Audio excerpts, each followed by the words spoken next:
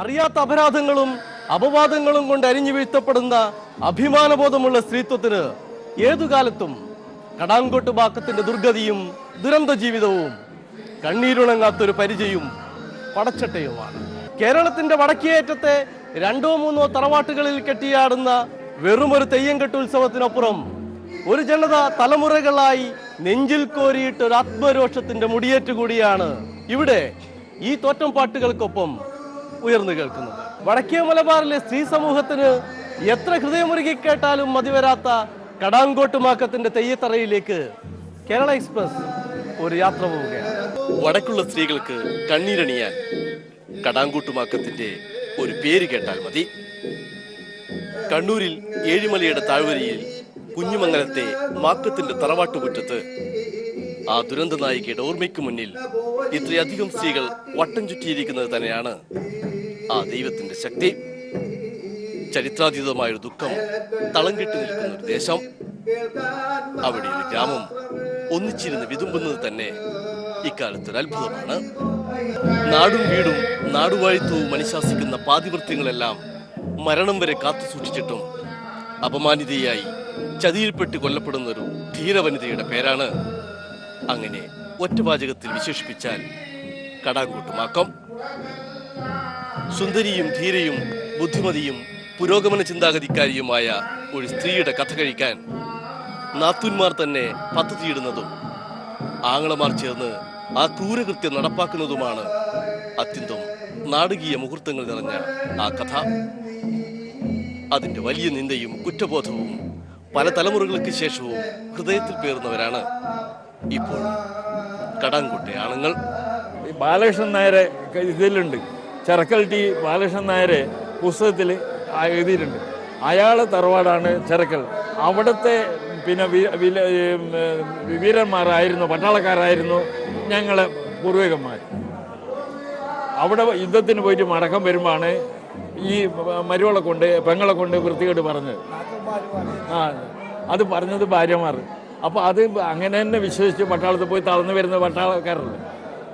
ഇന്ന് ഇപ്പോൾ ഒന്നും കാണുന്നില്ല പട്ടാളക്കാർ മറ്റേതാന്ന് പറയുന്നത്. അതുമാതിരി അപ്പോൾ ആ തരത്തിൽ പറഞ്ഞപ്പോൾ ആ ഒരു അവിവേകം പ്രവർത്തിച്ചു അന്നത്തെ കാരണന്മാർ. തറവാട്ടിൽ എണ്ണയുമായെത്തിയ ജാതിയിൽ താഴ്ന്ന എമ്മനോട് എണ്ണ അകത്ത് കയറി വെച്ചേക്ക് എന്ന് പറഞ്ഞ മാക്കം ആ നിലയ്ക്ക് തന്നെ വലിയൊരു പുരോഗമന ചിന്താഗതിക്കാരിയാണ്.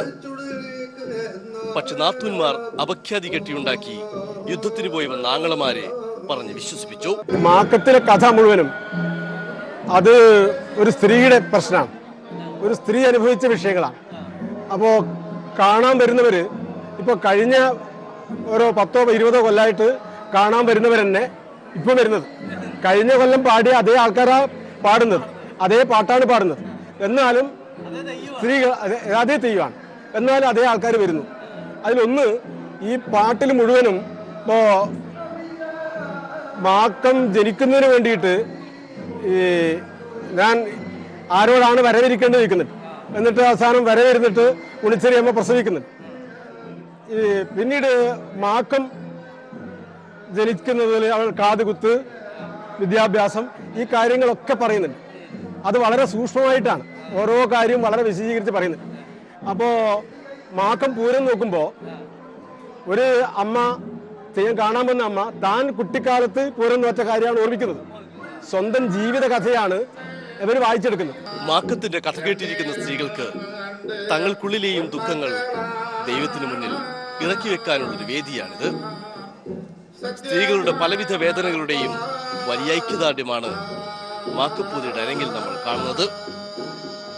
ദൈവം കിട്ടുന്നവർ പുരുഷന്മാരാണെങ്കിലും സ്ത്രീത്വത്തിലേക്കുള്ള പരകായ പ്രവേശത്തിന്റെ അങ്ങേ തലയ്ക്കിൽ നിന്നാണ് അവർ അനുഗ്രഹത്തിന്റെ അരിയും പോവും മഞ്ഞക്കുറിയും നൽകുന്നത്. അതെന്ന് വെച്ചാൽ ഈ ദൈവാധീനം തന്നെ ഒരു അനുഭൂതിയാണ്.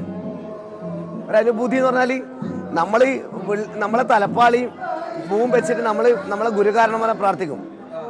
ആ പ്രാർത്ഥിക്കുമ്പോൾ നമുക്ക് അതിനൊരു ചൈതന്യം നമുക്ക് പകർന്നു കിട്ടലാണ്. അപ്പം മാക്കം കെട്ടുമ്പോഴും അതായത് കതിരൂറിലും കെട്ടുമ്പോഴും ഏത് തെയ്യം കെട്ടുമ്പോഴും അല്ല പിന്നെ കടനാർക്കളം കെട്ടുമ്പോൾ അഗ്നിയിലേക്ക് പോകുമ്പോഴും അതിനൊരു ചൈതന്യം നമ്മളെ അണിമറിയാന്ന് അണിയറ നമ്മൾ പറയാം. അണിമറിയാന്ന് അതിനകത്ത് നമുക്കൊരു ചൈതന്യം ദൈവ സായുജ്യമായിട്ട് നമുക്ക് കിട്ടുന്നതാണ്.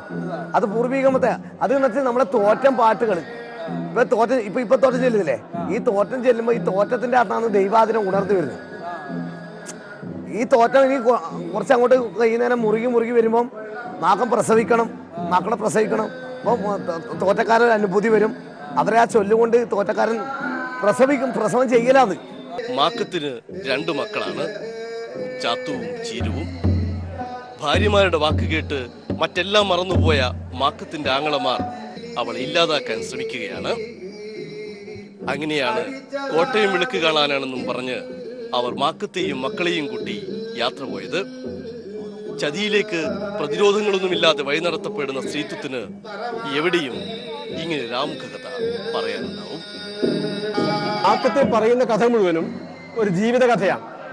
ആ കഥയിൽ ആവിഷ്കരിക്കുന്ന ഓരോ സംഭവങ്ങളും ഓരോ പഴയ കാലത്ത് ഓരോ സ്ത്രീ അനുഭവിച്ചു വന്നതാണ്. പിന്നെ ഈ നാത്തൂൻ പോര് പോലുള്ള വിഷയങ്ങൾ എല്ലാ കാലത്തും ഉണ്ട്. പക്ഷേ ഈ ഈട് വരുമ്പോൾ എല്ലാവരും പെങ്ങളാണ്, ആരും നാത്തൂനില്ല. ഈ മാക്കത്തിനെതിരായിട്ട് ആരോപണം വരുന്നുണ്ടല്ലോ, ഇവര് നാത്തൂന്മാര് ഇങ്ങനെ അപരാധം ആരോപിക്കുമ്പോൾ ഇങ്ങനെ പാട്ട് പാടും. അതിങ്ങനെ ഈ ഒരു ഭാഗത്തുള്ള ആളിങ്ങനെ ഒരുപാട് പറയുമ്പോൾ മറ്റേ ആള് ഇങ്ങനെ മറുത്ത് പാടുമ്പോൾ പാടും. അപ്പോൾ വാണിയനമ്മൻ എണ്ണത്തുത്തിയും വെച്ച് ബയ്യോട്ട് കീയും നേരം കണ്ട് വരുന്നല്ലോ നാത്തൂന്മാര്. അന്നേരം ഇവർക്ക് ദേഷ്യം വരും, ഈ കേൾക്കുന്ന ദേഷ്യം വരും. എന്നിട്ട് മാക്കത്തിന്റെ തലമുടിയല്ലേ കൈത്തണ്ടമ്മലെ കീന്ന് പോയെന്ന്, വാണിയൻ എമ്മനല്ലപ്പ കീന് പായിന്ന്, ഇതുപോലെ ഒരിക്കലുണ്ട്. അപ്പോൾ ഇതെന്തൊരു അതിശയമാണപ്പ കാണുന്നത് എന്ന് പറയുമ്പോൾ അവൻ്റെ തൊണ്ടി കുത്തി കൊടുക്കു പറയും. ആരുടെ? പാട്ടുകാരൻ്റെ. കാരണം അത്രയും ധാർമ്മിക രോഷം ഈ പറയുന്നത് അപരാധമാണ് എന്ന കൃത്യമായ ബോധ്യം ഇവർക്കുണ്ട്, കാണികൾക്കുണ്ട്. അതുകൊണ്ടാണ് അത്രയും ധാർമ്മിക രോഷം കൊള്ളുന്നത്. മാക്കത്തിന്റെ തോറ്റത്തിൽ പറയുന്ന യാത്രാസ്ഥലങ്ങളെല്ലാം അതേ പേരിൽ തന്നെ ഇപ്പോഴും ഇവിടെ നിലകൊള്ളുന്നുണ്ട്. ദാഹിച്ചു വലഞ്ഞ് മാക്കുവും മക്കളും ചാല പുതിയ വീട്ടിലെ ഒരമ്മയിൽ നിന്ന് പാല് വാങ്ങിക്കഴിച്ചാണ് യാത്ര തുടർന്നത്. പകരമായി മാക്കം തന്റെ ആഭരണങ്ങളെല്ലാം ഊരി അവർക്ക് നൽകിയെന്നാണ് കഥ. ചാല പുതിയ വീട്ടിലാണ് മാക്കത്തെ ദൈവമായി ആദ്യം കെട്ടിയാടാൻ തുടങ്ങിയത്. മൺമറഞ്ഞുപോയ വീരവനിതകളുടെ തെയ്യം കഥകളിൽ ഏറ്റവും ഹൃദയഭേദകമായ ജീവിതകഥയാണ് കടാങ്കൂട്ട് മാക്കത്തിൻ്റെത്. പാതിവൃത്യ സംശയത്തിൽ ഒരു സ്ത്രീയെയും അവരുടെ 2 മക്കളെയും അറവുമാടുകളെ പോലെ കിലോമീറ്ററുകളോളം നടത്തിച്ച് ഒടുവിൽ ഒരു പൊട്ടക്കിണറ്റിലേക്ക് തുണ്ടമായി അരിഞ്ഞിടുകയാണ് അന്നത്തെ ആണധികാരം. ഇത് പിന്നെ ഈ ചരിത്ര വസ്തുക്കൾ നോക്കുമ്പോൾ സംഭവിക്കാൻ സാധ്യതയുള്ള കഥയാണ്. പിന്നെ നായർ പടയാളികളുടെ ഒരു ഒരുക്കം, ഈ ചേരമാൻ പെരുമാള് ഈ എന്താണ് മക്കത്തേക്ക് പോകുമ്പോൾ ചേരമാൻ പെരുമാളെ കഥ തന്നെ ചരിത്രമാണോ ഒരു വാദഗതിയുണ്ട്, അല്ലാന്ന്. എന്തായാലും അങ്ങനെ വരുമ്പോഴും അതിന് ഈ കേരളോൽപ്പത്തിയെ കുറിച്ചും സംശയമുണ്ട്. പക്ഷേ കടാങ്കുട്ട് നമ്പ്യാർ അതിലുമുണ്ട് വരുന്നത്. ഈ ഒരു കേരളോൽപ്പത്തി ധാരാളം വേർഷൻ ഉണ്ട്, അതിലും കടാങ്കുട്ട് നമ്പ്യാർ വരുന്നുണ്ട്. ഇനി അതൊക്കെ കെട്ടുകഥകളായാലും ഈ ഒരു ചരിത്രമുണ്ടല്ലോ, കളരി. ഇപ്പോൾ ഈ കുഞ്ഞുമംഗത്തിന് ഇഷ്ടംപോലെ കളരികളുണ്ട്. ഇപ്പോൾ മുതുകെടുത്ത് കളരി, പാണച്ചർമ്മ കളരി, പിന്നെ അപ്പുറം അരയമ്പത്ത് കളരി, മാട്ടുമ്മ കളരി, ഇതെല്ലാം ഇടിയിലെ കളരികളാണ്. അപ്പം കുറച്ചപ്പുറം കലന്താറ്റ് കുരിക്കളുടെ കളരി. ഈ കളരിയുമായി ബന്ധപ്പെട്ട ആയോധന വിദ്യ, അതിൻ്റെ പഠനം ഒക്കെ യാഥാർത്ഥ്യമായിരുന്നു, ചരിത്രമാണ്. അപ്പോൾ കടാങ്കൂട്ട് തറവാട് ഒരു യാഥാർത്ഥ്യമാണ്. ജീവിതത്തിൽ പ്രതിരോധിക്കാൻ ശക്തിയില്ലാതിരുന്ന മാക്കം മരിച്ചതിനു ശേഷം ദൈവമായി വന്ന് കടാങ്കൂട്ട് തറവാട് ചുട്ടരിച്ചു. സ്ത്രീത്വത്തിന്റെ മരിച്ചാലും അടങ്ങാത്ത പ്രതിഷേധമാണ് ആ കഥയുടെ വിജ്ഞം. അതുകൊണ്ട് ചരിത്രമായാലും പുരാവൃത്തമായാലും കഥയായാലും കെട്ടുകഥയായാലും കടാങ്കൂട്ടുമാക്കത്തിന്റെ ജീവിതകഥയ്ക്ക് അവസാനമില്ല. അത് പലപ്പോഴും ഈ ഉത്തര കേരളത്തിലെ നേരത്തെ പറഞ്ഞ ഈ കുടുംബ ബന്ധങ്ങളുമായി ബന്ധപ്പെട്ടത്.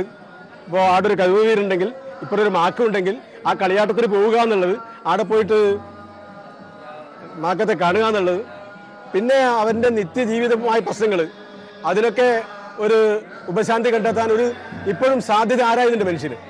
ഒന്നിപ്പോൾ കല്യാണം കഴിച്ചു, കുട്ടി ഉണ്ടായില്ല, അപ്പോൾ നമുക്കൊന്ന് മാക്കത്തിൽ കണ്ട് തൊഴാം. മാക്കത്തിനടുക്ക് പോയിട്ട് നീ പേടിക്കണ്ട, ഒരു സമാശ്വാസ വാക്ക്.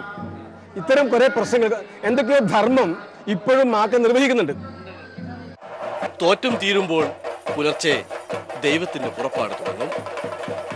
അപഖ്യാതികൾ കൊണ്ട് അരിഞ്ഞു വീഴ്ത്തപ്പെട്ട മാക്കവും മക്കളും ദൈവമായി പുനർജനിക്കുന്നതിന്റെ കാഴ്ച. അഗ്നിയാഭരണങ്ങൾ അണിഞ്ഞാണ് അതീവ തേജസ്വിയായ മാക്ക ഭഗവതി അരങ്ങിലെത്തുന്നത്. ഈ തെയ്യം കെട്ടുമ്പോൾ മാത്രമേ നമ്മൾക്ക് ഇന്ന് ശരീരത്തിന് ബലം ഉണ്ടെങ്കിൽ എല്ലാവരും നാളെ നമ്മൾ വീണു പോയാൽ ഇന്നിപ്പോൾ ഒരു തെയ്യം കെട്ടിയിട്ട് ഒരാൾ വീണിട്ട് മംഗലാപുരം ഹോസ്പിറ്റലിൽ കൊണ്ടുവരണ്ടേ, മാതൃഭൂമിയിൽ വായിച്ചിട്ടുണ്ടാവും. അപ്പോൾ തെയ്യം കെട്ടുമ്പോൾ മാത്രമേ നമ്മുടെ സ്നേഹമുള്ളൂ. നാളെ ഈ പെരുവണ്ണാൻ എന്തായി, ഈ പെരുവണ്ണാൻ വീണുപോയി, അല്ലെങ്കിൽ പെരുവണ്ണാൻ എന്ത് സംഭവിച്ചു എന്ന് ഒരു ക്ഷേത്രക്കാരും ഒരാൾ നമ്മളെ തിരിഞ്ഞു നോക്കുന്നില്ല, ഇല്ല, അന്വേഷിക്കുന്നില്ല. അതിന് ഏറ്റവും വലിയ നഗ്നമായ സത്യം എൻ്റെ അച്ഛനുണ്ട്, മുയ്യത്ത് ചിണ്ടപ്പെരുവണ്ണുണ്ട്. അയാൾ ഇളങ്കോലം എന്ന് പറഞ്ഞാൽ നമ്മളങ്ങോട്ട് തളിപ്പുറം ഭാഗത്ത് ഇളങ്കോലുണ്ട്. ഇളങ്കോലം അയാൾ ക്ഷേത്രത്തിൻ്റെ അകത്തെ വിളക്ക് കെടുത്തിന് തിരിച്ചിട്ട് ക്ഷേത്രത്തിൻ്റെ അകത്തെ വിളക്ക് കെടുത്തിനാണ്. അയാൾ ഇന്ന് കിടന്നിട്ട് ഒരു കുട്ടി തിരിഞ്ഞു നോക്കുന്നില്ല. പിന്നെ നമ്മൾ നല്ലോണം നമ്മളെ ശരീരത്തിന് ബലം ഉണ്ടാകുമ്പം എല്ലാവരും ഉണ്ട്. നാളെ ഇപ്പം ബിനുപ്പെരുവണ്ണാനോ അല്ലെങ്കിൽ രതീഷ് പെരുവണ്ണാനോ കിടന്നു കഴിഞ്ഞാൽ ഒരു കുട്ടി, അത് ഭയങ്കര പ്രയാസമാണ്. ദൈവത്തിന്റെ പുരാവൃത്തത്തിലും ഭക്തിയിലും തേജസ്സിലും അഭിരമിക്കുന്നവർ പലപ്പോഴും ദൈവം കിട്ടി നിൽക്കുന്ന പച്ചമനുഷ്യനെ കാണാതെ പോകുന്നുവെന്നത് ഇന്നൊരു വലിയ യാഥാർത്ഥ്യമാണ്.